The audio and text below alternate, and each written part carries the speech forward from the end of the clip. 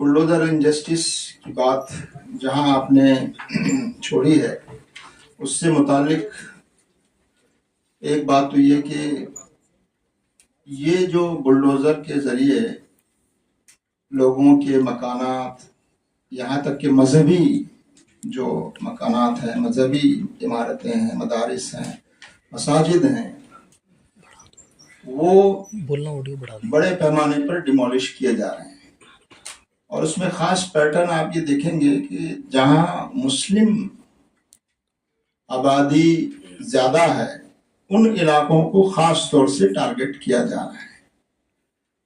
अभी मैं गुजरात होकर आया हूँ और परसों ही मैं गुजरात में अहमदाबाद में एक इलाका है शाह आलम इलाका, वहाँ एक चंडोला लेक है,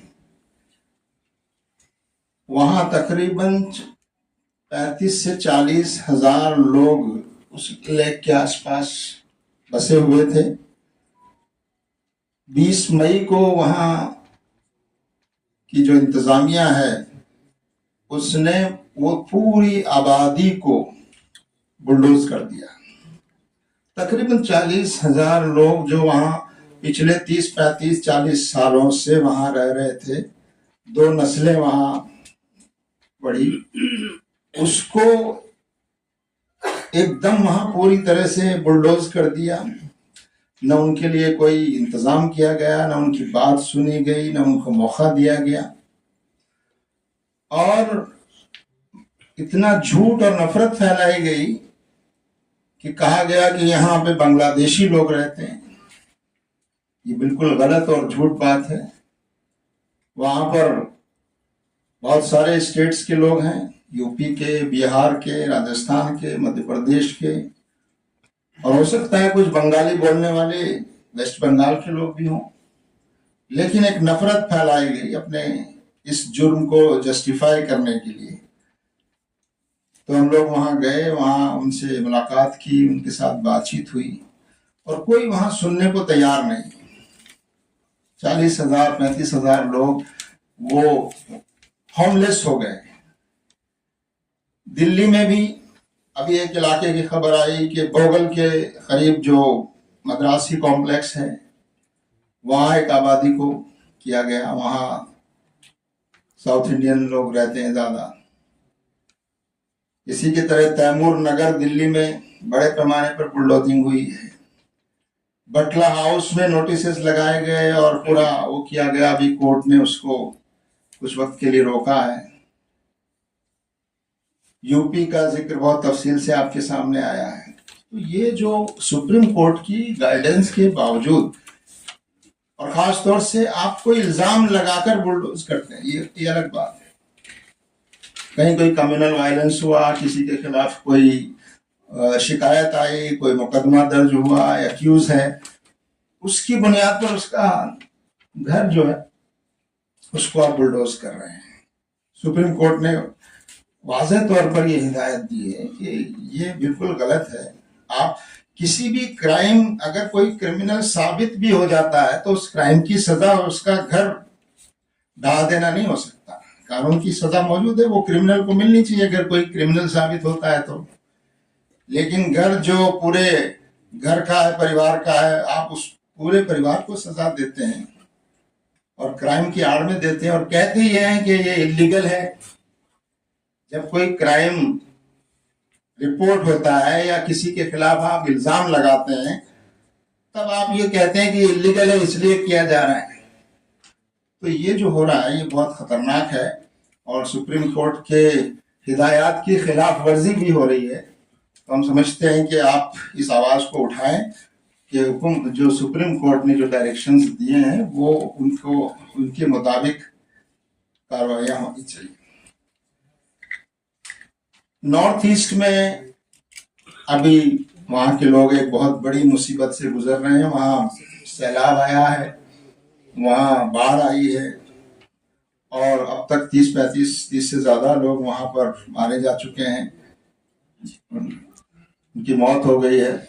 तो पहली बात तो ये कि हम उनके साथ अपनी सॉलिडरिटी व्यक्त करते हैं और उनके साथ हमदर्दी व्यक्त करते हैं और हुकूमत को चाहिए, हुकूमत को पता है कि वहाँ हर साल बाढ़ के हालात पैदा होते हैं, लेकिन इसके बावजूद ऐसी तैयारी नहीं होती कि वो ऐसा नुकसान होने से रोक सके।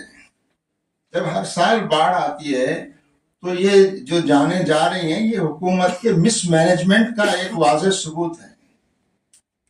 जब पहले से मालूम है कि ये हालात पैदा होते हैं, इसके बावजूद आप ऐसे इंतजाम नहीं कर रहे हैं कि लोगों की जानें बच सकें, और लोगों की वहाँ जानें गई हैं, तो हम समझते हैं कि हुकूमत इस सिलसिले में कार्रवाई करेगी।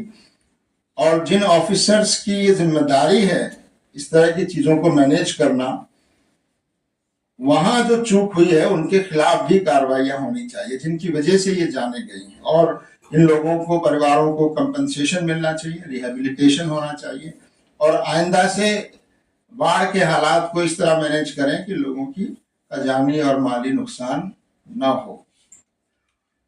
आपने सुना होगा कि नॉर्थ ईस्ट में एक और मसला कुछ दिन पहले चला। आसाम के चीफ मिनिस्टर साहब ने एक बयान दिया, हिदायत जारी की कि आसाम में जो वहाँ के इंडिजीनियस लोग हैं, यानी वो ये नहीं कहना चाह रहे थे कि मुसलमानों के अलावा जो लोग हैं उनको हथियार दिए जाएंगे, लाइसेंस दिए जाएंगे, ताकि वो घुसपैठियों से अपनी हिफाजत करने और उनका मुकाबला करने के लिए वो हथियार दिए जाएंगे। कितनी खतरनाक बात है। मैं समझता हूँ ये हमारे देश के संविधान और कॉन्स्टिट्यूशन, और एक सीएम जो कॉन्स्टिट्यूशनल ओहदे पर है, वो इस तरह के बात कर रहे हैं। क्या वो देश में अराजकता की स्थिति पैदा करना चाहते हैं? क्या वो देश में एक सिविल वार जैसी सिचुएशन खुद पैदा करना चाहते हैं? और क्या उन्होंने मान लिया है कि अगर कोई इलीगल तरीके से दूसरे देश से यहाँ लोग आ रहे हैं या रह रहे हैं, तो हमारी बीएसएफ और हमारी पुलिस और हमारी इंटेलिजेंस एजेंसियां ये सब फेल हो चुकी हैं, अब वो उनकी जिम्मेदारी खत्म हो गई है, लोग खुद हथियार से मुकाबला करेंगे। तो ये बहुत खतरनाक रुख पर देश को ले जाने की कोशिश हो रही है। हम उनके इस बयान की और उनके इस निर्देश की बहुत सख्त अल्फाज में कड़ी निंदा भी करते हैं, और बल्कि हम मुतालबा करते हैं कि उनके खिलाफ, जो संवैधानिक पद पर रहते हुए लोगों को हथियार उठाने की तरफ उकसा रहे हों, ऐसे लोगों के खिलाफ, ऐसे ओहदेदारों के खिलाफ मैं समझता हूँ संविधान की रोशनी में, कानून की रोशनी में कार्रवाई भी की जानी चाहिए। फिलिस्तीन का मसला आपके सामने है, बहुत अरसे से चल रहा है, लेकिन अभी ताज़ा फिर से एक बार कुछ वक्त के लिए वहाँ सीज फायर हुआ था और कुछ लोगों की अदला बदली हुई थी, लेकिन उसके बाद से और अभी ताज़ा जिस तरह से वहाँ पर हमले हो रहे हैं, उसमें आप जहाँ पर ह्यूमैनिटेरियन एड जहाँ तकसीम हो रही है, वहाँ पर आप गोलीबारी करके लोगों को मार रहे हैं, आप स्कूल पर बमबारी कर रहे हैं, आप अस्पतालों पर बमबारी कर रहे हैं, और वहाँ आपने ब्लॉकेट कर दिया है कि खाने पीने की बुनियादी जो ज़रूरतें हैं उन चीज़ों को वहाँ पहुँचने न दिया जाए, दवाएं वहाँ न पहुँचने पाए, और एक किस्म की जिनोसाइड और नस्ल कुशी जो है, वो कत्लेआम जिसको आप कहेंगे उर्दू में, उस तरह की सिचुएशन पैदा हुई है। और कई देशों ने इसकी तरफ इशारा किया है कि ये जो सिचुएशन है ये एक जिनोसाइड की तरफ वहाँ उनको ले जाया जा रहा है, और दुनिया की ज़्यादातर मुल्क जो हैं वो इस पर खामोश हैं। और हम ये समझते हैं कि ये पूरा जो इजराइल जिस तरह के वार क्राइम्स कर रहा है वहाँ पर, उसके लिए अमेरिका भी जिम्मेदार है, क्योंकि अमेरिकन अनकंडीशनल सपोर्ट जो अमेरिका दे रहा है, जो उसकी पुष्टपनाही कर रहा है, उसकी वजह से इसराइल इस तरह के वार क्राइम करने के लिए कि उसमें हिम्मत आ गई है। अगर अमेरिका का सपोर्ट न हो, सारी दुनिया के देश, इनको चाहिए कि वो अमेरिका पर भी दबाव डालें, और ये सिलसिला जो जिनोसाइड का वहाँ हो रहा है उसको रुकना चाहिए। और हमारी हुकूमत से, हमारी सरकार से भी हम ये बात आपके माध्यम से कहना चाहते हैं कि वो अपना एक्टिव रोल अदा करे और वो हमेशा से फिलिस्तीन की